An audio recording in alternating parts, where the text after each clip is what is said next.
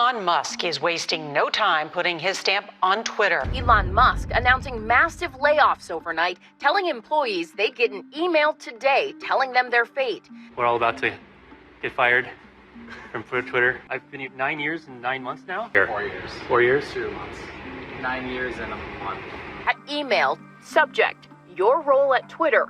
In the email, today is your last working day at the company, and signed simply, Twitter. I understand that Twitter is a big company, but the fact that this was done through an automated process, an impersonal process, is just unsettling to me. Yes, business is business, but people are people too. Hey, what's going on? I'm Nate, and in this video, I'm going to be talking to you about Elon Musk firing Twitter employees and what that means to you as an employee or someone who works at Twitter, and just my overall take on it. I've been following Elon for a long time now, and I've read his book, I've read a ton of documentaries on him, and I've just been trying to understand the mind of this billionaire guy who has created these companies. And I usually don't do these videos that talk about current events and stuff like that, but I thought this was an interesting occurrence, especially in the time that we're in right now, so I wanted to discuss it a little bit. So let's give a little introduction on Elon's takeover of Twitter. So the deal closed on October 27th, which is a little under a month ago. Musk bought the company for about $44 billion, which pretty much matches the offer that he made to them earlier in the spring. A lot of people are asking, why did he want to buy Twitter? Well, we don't know the real reason why, deep down in his heart. But what he said to the public was that he wanted the company to do a better job of promoting free speech. And as we know, Elon plays as close to that border as possible whenever he's tweeting or talking about stuff. He also said in a TED interview in April that Twitter has become this type of de facto town square of sorts. So it's important that people have the reality and the perception that they're able to speak freely within the bounds of the law. All of these are his words. And as you know, when people talk about stuff like this, you don't really know what their real motive is. But this is what we can say that he said. I do agree with the fact that Twitter should be a place that people with wide ranges of beliefs should be able to discuss their beliefs and debate them in a healthy manner. But changing the way that we do that, I don't know what side effects that could possibly have to society, and promoting things that we don't want, like violence and more hatred towards the world. So as we know, Elon Musk came in and he started moving very swiftly. In his attempt to revamp Twitter and make it into what he more so sees it as, he's done quite a few things that have affected people adversely. Let's take a look at some of the changes that he's made so far. So first of all, he's taken the company private. Upon his acquisition, he's delisting the company's stock and taking it out of the hands of public shareholders. So there's a bunch of advantages to this on his end. He doesn't have to necessarily share quarterly financial disclosures of things of that nature. And it gets a little bit less regulatory scrutiny. The second thing is what probably attracted you to this video, which is the layoffs. Musk eliminated almost half of their workforce. So when he acquired Twitter, they had about 7,500 workers. And so that means about 3,700 people lost their jobs. So the layoffs hit many divisions: the engineering and machine learning units, the teams that manage content moderation, and the sales and advertising departments. I actually personally know someone who got laid off. So let's talk about why he did it. So from what he said, it seemed quite simple to him. And I quote, "Regarding Twitter's reduction in force, unfortunately, there is no choice when the company is losing over $4 million a day." Everyone exited was offered 3 months of severance, which is 50% more than legally required. So it seemed like he justified it in that tweet, but I don't know if there's any justification for that. I understand as a businessman, you kind of have to do what you have to do, but the way that it was done, I don't really have the most respect for. So late on November 3rd, an email landed in Twitter employees' mailboxes. In an effort to place Twitter on a healthy path, we will go through the difficult process of reducing our global workforce. And as you can imagine, massive pandemonium. And the note said they would receive a follow-up the next morning, letting them know whether they still had jobs or not. Many of them found themselves locked out of Slack that night, or their emails, which was a huge indication to most of them, showing that they were probably fired from the company.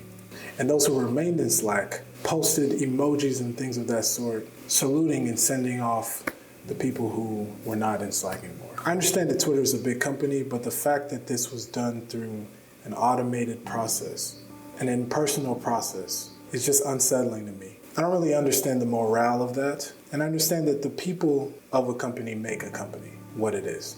Now I understand if the people at the company are not pushing the company forward, you let them know what they're doing wrong, and then you have to do what you have to do from there. Well, like I said, yes, business is business, but people are people too. And the respect factor of the people who work at a company goes a long way, especially to speak for the integrity of the entrepreneur who runs the company. And then content moderation. Shortly after Elon Musk bought Twitter, we'd be forming a content moderation council that would decide what type of posts to keep up and to take down. And this has caused big advertisers to pull out of advertising from Twitter in fears that Elon Musk is going to loosen the content rules on the platform. So another possible change that might be coming to Twitter is the ability to direct message high-profile accounts for a fee. It would let users send private messages to high-profile users. The first thing that strikes me is, does that mean the person has to reply back to that message? Or can they just leave it on read? If so, that'd be a real waste of money. But with all these changes, it seems like Elon Musk as an entrepreneur is trying to come in and bring some more profitability to the company by making some very, very, very drastic changes. So with all this information, now what? Why does this matter to you? I used to say all the time, we never really know what people are capable of. We never really know what is possible. When we were kids, we used to say things like, oh, they can't do that, or that's not fair. But as you can see, as we've gotten older, the things that are not fair or that people can't do has gotten smaller and slimmer and slimmer and slimmer.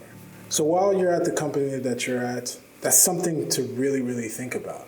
The fact that it is, in fact, a company. And what the business owner decides to do with the employees or with the company is totally their decision. And whether they can get in trouble for it or not, or people hate them for it or not, it still affects you. So that's the first thing. So the second thing is, we can expect to see a cascade effect of this. As talks of a recession that is coming are arising, there are other companies that will mimic this entrepreneur at the top of earnings to then proceed to lay off employees at their companies as well, to cut costs. So that's something to think about as well. But back to Twitter. As I said earlier, Musk said that he wanted the company to do a better job at promoting free speech, right? Free speech is something that people have talked about for such a long time, something that Donald Trump talked about. But we haven't seen anyone like this try to handle the problem almost single-handedly. So we really don't know what the future of Twitter is going to be. We don't know how this is all going to spin out. We don't know if it's even going to have a positive effect on the world that we live in. And it brings a very interesting scenario, in my opinion. Here you have this entrepreneur who's trying to turn a profit and solve a societal issue all at the same time. Seems almost like an impossible task. But when you think about business in general, some of the most successful businesses, in my opinion, are ones that can speak to a big problem that we have, but at the same time be profitable.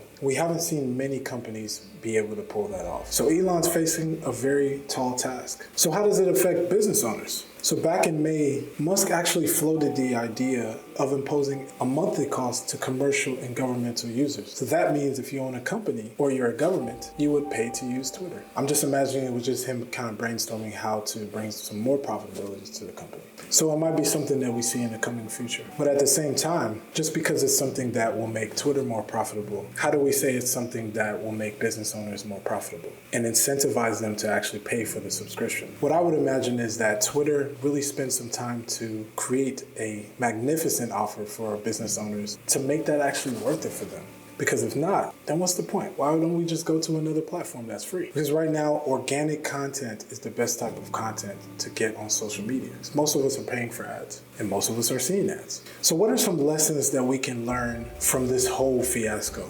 Elon buying Twitter and laying off massive employees. And this is something that I've said in my previous videos. There's nothing permanent except for change. It's a famous quote by Heraclitus. But really think about it. It seems like there's always been something.